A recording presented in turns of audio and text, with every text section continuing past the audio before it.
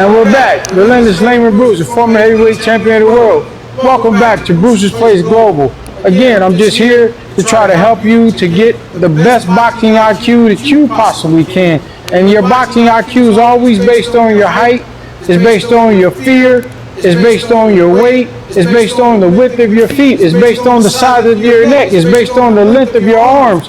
But at the end of the day, if you can put all these things into a pot and stir it up, you got a pretty deadly weapon to use if you learn how to use them correctly. So I'm here to just try to teach you how to use technique when throwing punches. And today, this punch we're going to be working on is actually, well, because he's conventional, I mean, he's southpaw, he's going to be throwing the straight left versus it being a conventional fighter, it would be a straight right. And it doesn't matter which fighter you are, the most important thing is using your body when punching.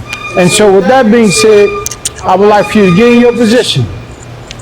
Now, because he's a southpaw and I'm actually facing him in a conventional boxing stance, what he understands is that when he throws a punch in terms of his lead jab, which is the lead punch, the lead hand, he always wants to step outside of my left foot using his right foot to get himself out of danger when throwing a punch. So before he throws the cocked hand, which is the left hand, which is the hand that we call the boom, the hand of success, I first want to start off with him throwing the jab, and I'll explain why. So all I want you to do is throw your jab and step over like you're supposed to. Ready? Jab. There you go. Now, don't hold it out. I just want you to go back to your position. So this time when you jab, just step over with both feet. I don't need you to pose. Ready? Jab. Nice. Again. Jab. Again. Now this time what I'm going to do is show you what would happen if he don't step over. So step over again, but I'm going to counter you, but you're not going to be there. Ready? Jab. See, so this is the importance of footwork as it relates to boxing, as it relates to using the jab. Because had he not moved his foot when he threw that jab, he'd have been right there in the firing zone for a person like me who's a counter puncher. So this time, don't move out the way. I won't hit you, but don't move out the way. Just throw your jab and just stay there. Jab.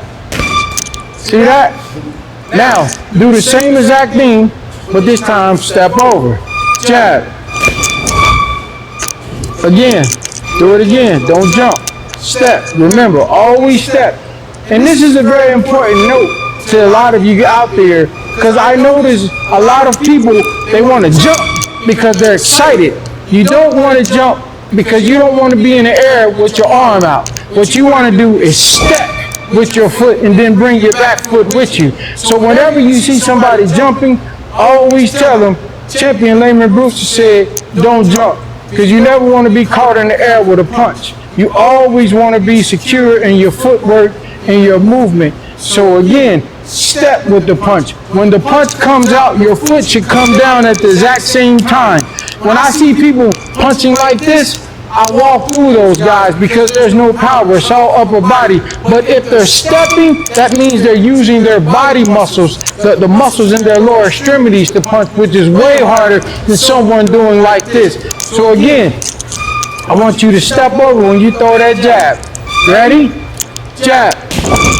Now you see he's out of the way. No matter where I would have thrown, he wouldn't have been there. So this is a very important lesson to always understand your reasons why you don't want to jump and you want to step when you throw that jab. But now what we're going to do is we're going to throw the 1-2. So remember, when you throw the 1, cock the 2 and let it go. So we're going to go slow, no speed, no power. And all I want you to do is understand that the only time you're stepping straight in only is when you're throwing a punch behind your jab, or you're throwing your lead punch, but your lead punch is not a jab. If I am going to fight this guy and I want to hit him with something effective, I have to bring my hip to him in order to hit him.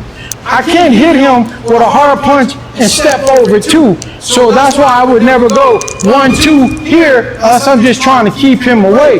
If I'm trying to win this fight by knockout, I got to step in and then bring my hip to him, boom, and hit him with that punch. So that's what he's going to do. He's going to demonstrate that. So we're gonna go 1, 2. Stay right there. Again, only time you're stepping to the side is when you're throwing the lead jab because you're keeping your distance. But when you're ready to penetrate, you gotta step in and bring your hip and your shoulder into your opponent. All right, back up a little.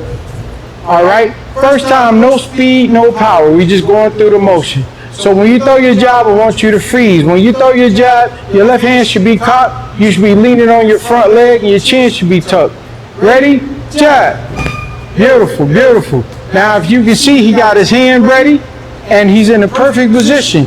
If you notice, he's leaning on his front leg, so that frees up him being able to turn that left hip into me with all his power, which is bringing this punch through centrifugal force. All right, ready? 2. Boom. Now notice, thumb down, chin behind the shoulder, head tucked. If I tried to counter him, it would just slide off of him. But if you notice, his hip is turning into me, and this is what he's really punching me with. He's not actually punching me with his arm. He is from a physical standpoint, but the power is actually being generated from the time he turned his ankle that comes up through his calf, through his knee, through his hamstrings, through his hips, all up through his arm into my body. His knuckles is turned down and he's hitting me with maximum force. As you can see, he's leaning forward. So we always want to pay attention to detail. And this is how you punch really, really hard. All right, so now we're going to go 1, 2 again. We're going to pick it up this time. Ready? 1, 2. Nice. Again. 1, 2. Nice. Back up some more. Nice. 1, 2. Nice. And as you can see, he's turning his whole body into the punch. I can tell that he's doing it right because I can feel it going down my arm. Just like when I would fight guys, when I hit them with the good punches, I didn't have to look at them as I walked to the corner because I knew they wasn't getting up. Technique is everything. So with that, I'm going to end here just showing you the basics on how to throw the hand that is cocked, whether you're right-handed, which is conventional, or you're left-handed, which is southpaw. Again, tucking your chin, leaning forward, bringing your shoulder, your hip, your knee, your ankle into your opponent. In the opposite hand, you're actually pulling it back as fast as you throw the hand that you're trying to deliver, and that's how you get all the maximum. You get to maximize that power when you're throwing that punch. All right. With that being said, we're in there, and we'll be back. Man, I'm just glad to be here. You know how far I came.